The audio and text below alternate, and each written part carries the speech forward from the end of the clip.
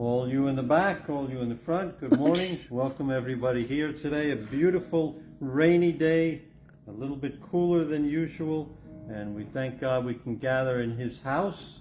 And God's house is a house of prayer. His house is a house of prayer. So we're gathering and doing what God calls us. And today we're going to look at a true story in the Bible that, as far as I'm aware of, is the only instance in the Bible where a donkey talks. Maybe the only instance in the entire history of mankind where a donkey talks. And or animals. There are no talking animals in the Bible or in real life. That's only on cartoons. But in the Bible, there was a situation, a true situation that actually happened, where a donkey actually talked. And the donkey talking is because God desires to communicate with us so badly that if He has to, He will use a donkey to talk to you. Hopefully He will use me today to talk to you. Well, I don't consider myself a donkey. But God will use anything to get your attention, to line you up with His will. Can I get an amen for that? Amen. And isn't that wonderful that God is committed to communicating with us?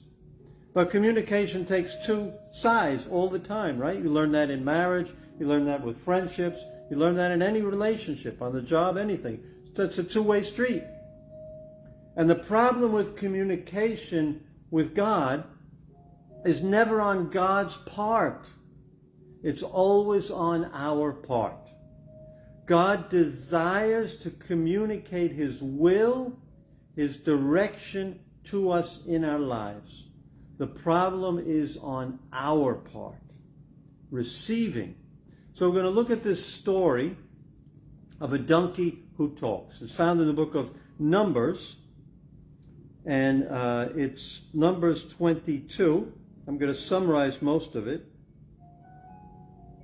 And starting in verse 21 is where I'll start. It says, Balaam, now he was a man who heard from God, who was used by God at that time to speak to people.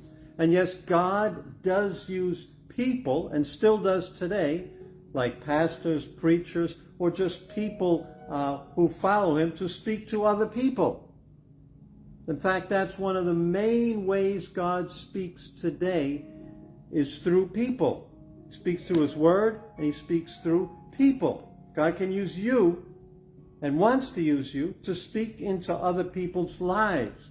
So here begins, what I'm reading begins, Balaam, who was a man used by God. I don't know if I would call him a prophet, but in that time he was used by God. God spoke to him, and he gave the message to other people. Balaam got up in the morning, saddled his donkey, and went with the Moabite officials. So the story that's going on here is Moab is an enemy of Israel. And Israel has left Egypt. And now they're on the border of Moab. And the king of Moab summons Balaam and wants Balaam to come and put a curse on the people of Israel. So the king sends some officials there. They meet with Balaam and they tell him what they want. So Balaam says, let me go. He says, spend the night here. This is verse 8. Balaam said to him, and I will report back to you the answer the Lord gives me. So the Moabite officials stayed with him. See, we can ask God and He will give us answers. Because God communicates. He wants to communicate. So they spend the night. He asks God. And in verse 9, God came to Balaam and asked, who are these men with you? Balaam said to God, Balak, son of Zippor, king of Moab, sent me this message. A people that has come up out of Egypt covers the face of the land. Now come and put a curse on them for me. Perhaps then I will be able to fight them and drive them away. But God said to Balaam, do not go with them. You must not put a curse on these people because they are blessed. He asks God, God gives him the answer. That should be the end of the story, right? No. Is that the end of the story with us all the time? God says no? Well, you know what? I'm going to ask him again. Or maybe I'll ask him in a different way. Maybe I'll say pretty please this time. So they go away, and the king doesn't take that as an answer, doesn't accept that. And so he sends higher officials more gifts and a promise to richly reward Balaam if he will do it. Money. He sends that to him. So they go to Balaam. He says, I will not do anything unless God tells me what to do. But in verse 19, now spend the night here so I can find out what else God will tell me. He already has the answer. God said, no, these are my people. I'm going to bless them. You can't curse them. He doesn't even need to go back to ask God. But how many times do we do the same thing? God closes the door. God says, no, you know what? I'm going to keep asking. And yes, there are times when doors close and he says, ask, seek, knock. That's true. But when God answers and says, no, that's not for you. We don't have to come back and say, God, I asked you 2 days ago about that. I'm coming again. What's the answer? You know what that shows me? There's something in his heart where he really wants to. The money has got him at this point, in my opinion. And he really wants to do it. But he wants kind of like, how people do and we do. We want God to say, oh, God told me to do this. That's why I'm doing it. Then we seem, particularly if you're a Christian, that you feel safer to say that. And people use that all the time. But God told him no. So he goes again and asks God. And God comes. And that night God came to Balaam and said, since these men have come to summon you, go with them, but do only what I tell you. So he lets him go. But he says, you better not do anything I don't tell you to do. So he gets up in the morning. And this is verse 21. Balaam got up in the morning, saddled his donkey, and went with the Moabite officials. But God was very angry when he went. Why was God angry? Because God sees the heart. And he saw in Balaam's heart that he had a desire somehow to find a way to find the favor of this king of Moab. I mean, he's a king.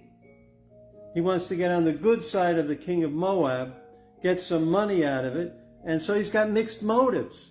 And my friends, if you want to discern God's will, listen, number one, you can't have mixed motives. Your sole desire has to be, God, I want to do your will. Not I want to do your will and I want to please people. If you want to do God's will and please people, you'll never obey God fully. It's impossible. Not I want to obey God, but I also want to make some money at the same time. Become famous, well known, make a lot of moolah, money. You won't be able to discern God's will. You have mixed motives, and you'll just coat it with a God's will type of paint over your real motive, which is for yourself. So the key to discerning God's will is to have a completely dispassionate desire, except for God, I desire to do your will. Like Jesus in the Garden of Gethsemane, he had to crucify himself fully. Take this away from me, but not my will, your will. If we come to God seeking his will and discernment, and we are, God, not my will. Take all this desire to please people, to look good, etc., money, whatever it is, take it out. He still had that mixture in his heart. And so he's going with the people. God gets angry, and God sends an angel of the Lord to oppose him. And then verse 23 says, when the donkey saw the angel of the Lord standing in the road with a drawn sword in his hand, it turned off the road into a field. Balaam beat the donkey to get it back on the road.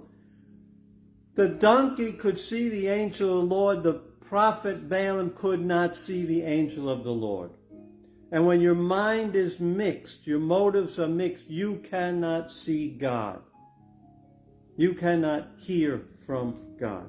So he beats the donkey, sends it back. Then the angel goes into a narrow path, walls on both sides. When the donkey, verse 25, when the donkey saw the angel of the Lord, he pressed close to the wall, crushing Balaam's foot against it, so he beat the donkey again. Again, the donkey saw the angel. A donkey can see an angel, but the man of God can't see an angel.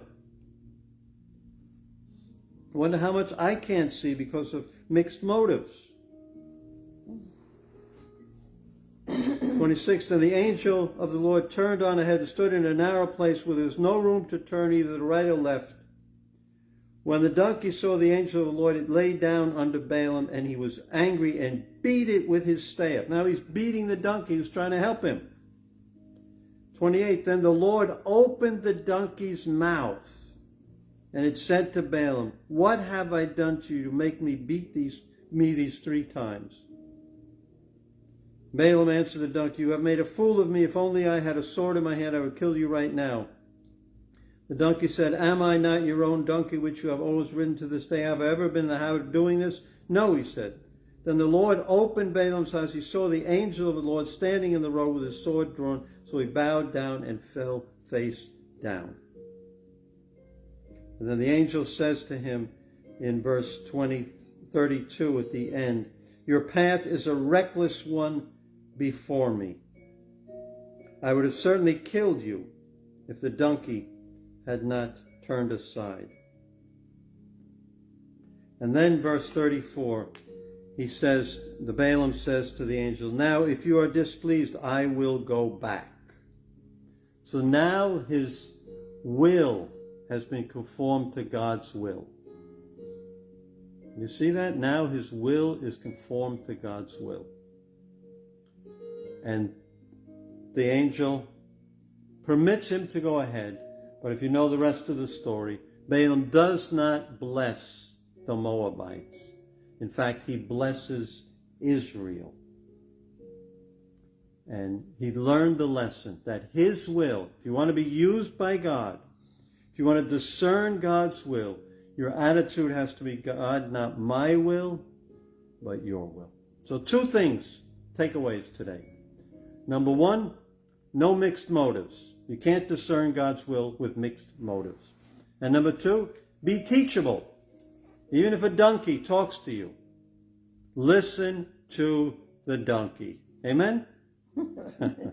So God bless you. We're going to pray today. Pray that God would surrender your heart to God today, and that be able to discern what he wants. There's some other prayer points down below. So God bless you. If you need prayer, send a text message, send an instant message, put a comment below. We always pray on Wednesday, and we will be happy to pray for you. So this is Pastor Willie. If you're in the Clifton, New Jersey area, come see us Sunday, 10 o'clock, 11:30. We have a great service this Sunday. And thank you for listening. And please also share the video with others so maybe they'll listen to this donkey today. God bless you.